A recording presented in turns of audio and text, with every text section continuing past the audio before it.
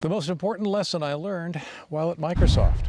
Hi everyone, Leo Notenboom here for askleo.com. As you can tell from my surroundings, this is a little different video for me.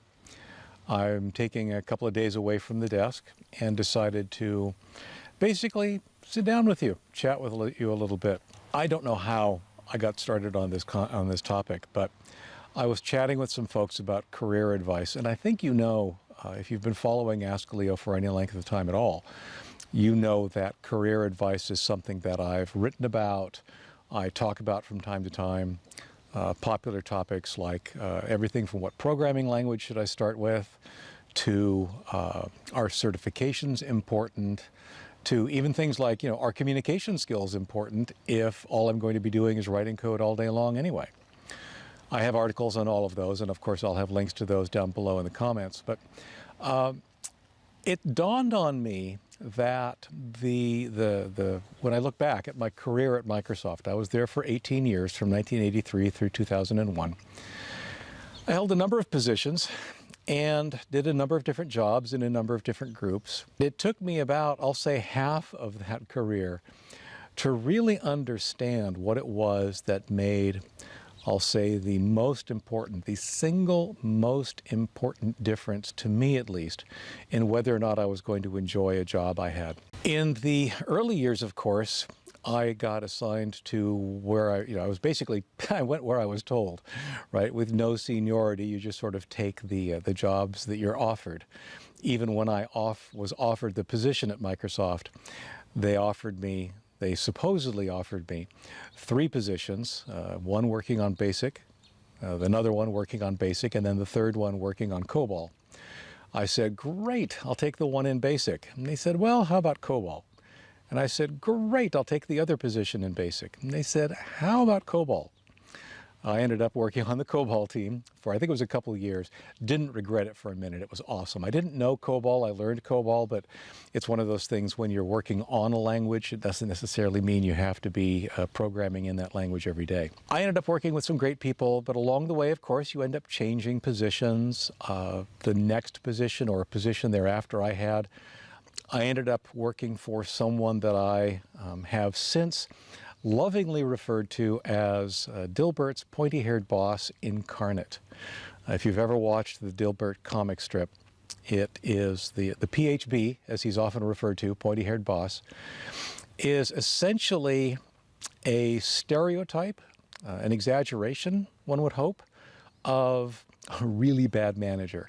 Someone who truly doesn't understand his business, doesn't understand the people that are working for him, and just routinely makes horrific decisions. I ended up working for him. I did. It was really bad for a while. While we were working, I say we because there were 2 or 3 other folks who were my peers. We all worked for this person. And at one point, we actually created our own little, call it a support group. Things were that bad. Our roles with that manager were so misunderstood and misvalued that we basically had to turn to each other for support. Obviously, I changed groups. At that point, I was getting to having enough security, or seniority, I should say, that I could look for another position within the company and take that position, make some choices along the way. And like I said, over the course of 18 years, I held many different such positions. About halfway through, I ended up working for a really good manager. Someone who cared not only about the product or about the company or about the quality of the software that we were doing, but he really cared about the people that were working for him, the people underneath him, the people working around him. He's the person who I think most influenced me in terms of turning me on to some simple self-help books and literature and getting me started down that path. I've done a lot of reading and growing in the years since then. As an example, he's the individual who introduced me to The 7 Habits of Highly Effective People, which to this day is a book that I strongly recommend for just about anybody. In fact, if I had to recommend just one book, period, it would probably be that book. So, life changes. As you know, it's a very dynamic environment. Technology is, and Microsoft certainly was. I ended up, moving to another group with another manager. Again, life was good. That manager left. That manager found another position, and I found myself working for someone whom I ultimately didn't respect. And honestly, the lack of respect was mutual. We were both really not that fond of each other, and yet we were placed in a situation where we were kind of sort of stuck with one another. That's probably about halfway through my career there, so I certainly had enough seniority to start looking around for other positions. I was a manager at that time. I had people working for me. And one of the nice things about Microsoft, at least at that time, was that it was absolutely an okay thing to be a manager for a while, then go back and be an individual contributor for a while, then go back and be a manager for a while, that kind of thing. I did that a lot. In fact, what I started referring to as my corporate attention span was about 2 years. In other words, about every 2 years, on average, I would find a different position and flip-flop between those two roles. It worked out really, really well because I loved programming, and as it turned out, I was a relatively decent manager. And of course, when the company is growing, as it absolutely was back in those days, someone who can program who also happens to have management experience has a lot of opportunities thrown at him, and I was in that position. I was very fortunate to be in that position where when it was time for me to move from an individual contributor to role, there were many opportunities for me to become a manager. That's about the time where I really learned the lesson that impacted the rest of my career at Microsoft, and had I gone on to find another job anywhere else, would have impacted that dramatically as well. And it also shaped the manager I tried to be. It really boils down to something very simple. For me, the most important thing to whether or not I was going to enjoy a job at Microsoft was not the team, it was not the software, the particular project, even the task that I might be assigned. It wasn't the division, it wasn't who I was working for in the global sense. I mean, great, we all kind of sort of worked for Bill, we all kind of sort of worked for Steve. There was an assortment of vice presidents and middle management in between. No, the thing that made the biggest difference to my wanting to go to work every morning, to my really enjoying what I was going to do that day, was the person that I worked for, the individual who was my direct manager. If that relationship was good, if that relationship was solid, great. It really was good times. On the other hand, if that relationship went sour, if that had problems, if we didn't respect one another, that was a case where, okay, it's time to move on. It's time to go find something else. And like I said, Microsoft certainly, while I don't know that they encouraged it, they certainly allowed for it. Tolerated it is too weak of a word. I mean, it was certainly an absolutely acceptable thing to do, and I absolutely took advantage of that to occasionally leave managers that I just, wasn't prepared to work for anymore. I also used that light bulb moment, if you will, because it really was a light bulb moment for me, as something that would color the kind of manager I wanted to be. I wanted to be a manager that people enjoyed working for. I wanted to be a manager that respected the people that worked for him.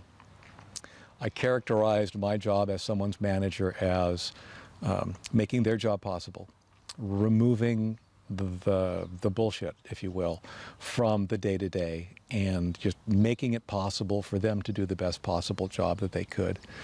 And I think I did okay. I know that when I switched from one team to another, when I ended up in a managerial role, I had at least three people who either were interested in or who actively did follow me from one group to another because they felt comfortable working for me. And again, those are people with I'm still in contact today. So all that is to say that a lot of what we think of when we're looking for jobs, when we're looking for positions, when we're focused on getting that next opportunity, might not always be focused on the right thing. Yeah, you might want to work on Project X, or you might want to work on Project Y. But do you really want to work on a project where the manager, the person you report to, doesn't respect you? My answer clearly was no. There were just too many downsides to that, and it really did make for some really bad experiences when I was working for the wrong person. The flip side, of course, is, I had 2 or 3 really stellar managers in my career there, and they really did make all the difference. They really did make it possible for me to do my job and, as I said, really enjoy getting up and going to work in the morning. So think about that. If you're looking for a new career, if you're looking for a new job, maybe what you do and where you do it isn't nearly as important as the person you're doing it for. That's at least the lesson that I learned in my 18 years at Microsoft. Actually, I learned it in 9 years. I wish I would have learned it earlier. But like I said, about halfway through, when I was looking for a new job, I was interviewing the people I would work for, nearly more so than even the project or the tasks that I would be assigned. I hope you find that interesting. So if you find these kind of random philosophical experiential chats interesting, let me know down in the comments. And in fact, if you're interested in this kind of material, this kind of topic, let me know what you'd like me to talk about. Like I said, I spent 18.5 years at Microsoft. I've had now I've had 18.5 years after Microsoft that I've been doing askleo. There's a lot of stuff that I've learned, a lot of stuff that I've developed opinions on. And if there's stuff like that you'd like to hear about, by all means, please let me know. One of the things I think everybody likes to do is talk about themselves, and I'm no exception to that rule. I'm happy to share my experience, where I've been, and share that with you. So leave those as comments down below. What I'm going to do, since this one is not necessarily Ask Leo topical, if you will, like I said, it is more just me rambling on about my own personal experiences. While the video will show up on the Ask Leo YouTube channel, you'll probably find a corresponding article accompanying this on my personal blog at some point. This seems more of the kind of a thing that I'll put out there. But like I said, leave me a comment down below, hit thumbs up if you like this video, subscribe to the Ask Leo YouTube channel. More tech answers and maybe the occasional rambling opinion piece like this. Hope you're having a good time. I'm enjoying the weather, even though the Blue Jays here seem to have something to say about it all. I will talk to you again later. Take care, everyone. I'm Leo Notenboom. This is AskLeo.com. Thanks for watching.